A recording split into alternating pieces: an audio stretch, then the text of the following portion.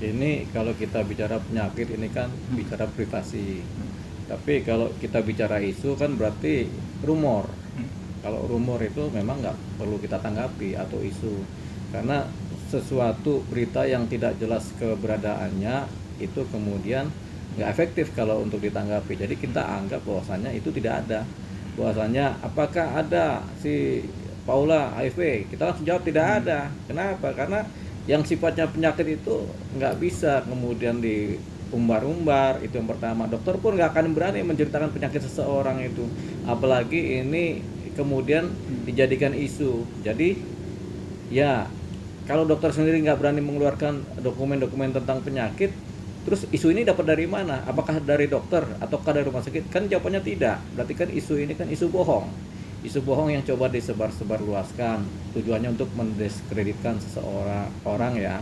Nah, jadi nggak ada itu kalau menurut kita seorang Paula kemudian punya penyakit HIV itu nggak ada.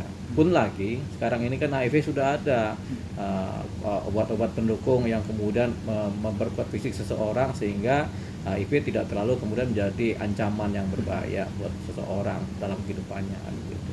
Jadi kesimpulannya memang tidak ada seseorang ini ada HIV, tidak ada. Kenapa? Karena dokter nggak pernah mengeluarkan cerita tentang sesuatu penyakit seseorang kepada publik, itu nggak pernah ada. Gitu, Ya terkait tercemar, dengan isu tersebut, tercemar Paula sebagai seorang pribadi, ya tercemar nama baiknya, pribadi dia tercemar kan gitu.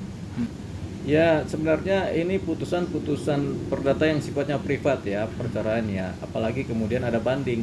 Jadi setiap ada banding terhadap suatu putusan perdata tingkat pertama, putusan tingkat pertama itu tidak dianggap sebagai putusan karena ada banding, jadi belum putus namanya, sehingga apapun isi material yang ada itu belum dianggap sebagai sesuatu yang final. Jadi kita akan tetap beranggapan ya belum ada itu selingkuh, belum ada itu cerita-cerita negatif ya.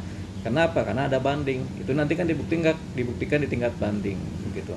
Nah, mengenai Paula disebut durhaka. Nah, ini yang kemudian apalagi disebarluaskan. Ini yang kemudian disebut sebagai suatu pola tindakan hakim yang offside. Kalau seandainya hakim atau humas kemudian menyebarkan berita ini kepada masyarakat luas untuk diketahui orang banyak. Begitu. Jadi ini offside begitu, karena apalagi nggak ada tuh kata durhaka yang bisa disematkan ke seseorang. Durhaka itu katanya paling negatif, setara dengan malin kundang kan. Durhaka itu berkhianat dalam konteks luas-luas, artinya benar-benar di atasnya berkhianat, itu durhaka kan gitu kan. Jadi rasanya tidak seperti itu. Jadi itu nggak pantas disampaikan kepada publik. Jadi offside ini hakim, kalau benar hakim menyatakan demikian untuk dipublikasikan, ya hakim yang offside. Berarti sudah tepat gak sih Bang Paula mengadukan ke Komisi Yudisial gitu? Ya sudah tepat Paula mengadukan perilaku hakim seperti ini. Ini kan dengan cara Paula melaporkan ini kan tentunya kan supaya nanti hakim mendapatkan sanksi kode etik, sanksi SOP, sanksi administratif kan. Kemudian juga menjadi percontohan buat hakim-hakim yang lain supaya jangan gegabah mentang-mentang hakim kemudian ada putusan yang dia buat, ada fakta-fakta bukti-bukti yang dia ketahui kemudian diumbar-umbar ke publik secara umum. Jawabannya tidak boleh sebenarnya. Boleh dalam putusan ada, tapi kan putusan ini kan nggak serta-merta semuanya dipublikasikan kan, hanya pihak yang berkepentingan saja yang tahu. Jadi kalau sampai semua orang tahu berarti kan ini sengaja. Ini bisa juga masuk pencemaran nama baik seseorang gitu. Berarti Paula bisa melaporkan ya Bang terkait adanya isu tersebut dan atas pencemaran nama baik ya Bang? Ya, seorang Paula tentu bisa melaporkan karena ini kan memberikan posisi yang negatif buat beliau kan, pemberitaan-pemberitaan seperti ini.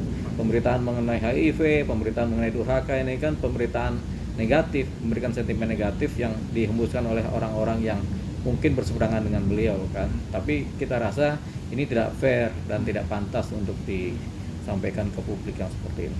Gini, dalam hukum pidana itu yang disebut berselingkuh itu sama dengan perzinahan, karena hukum pidananya cuma ada perzinahan, bukan perselingkuhan ya, perzinahan. Nah, perzinahan ini lebih dalam daripada berselingkuh. Jadi perzinahan itu harus bisa dibuktikan kapan waktunya, kemudian bagaimana dilakukannya, apakah di kamar, buktinya apa aja, apakah ada bukti baju atau celana atau apa, kemudian atau spray yang ternoda. Nah, itu yang disebut sebagai perzinahan. Harus ada tertangkap tangannya begitu. Itu yang disebut sebagai perzinahan.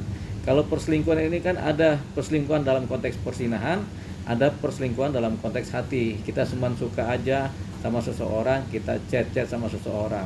Nah, apakah ini kemudian bisa dianggap sebagai suatu delik pidana?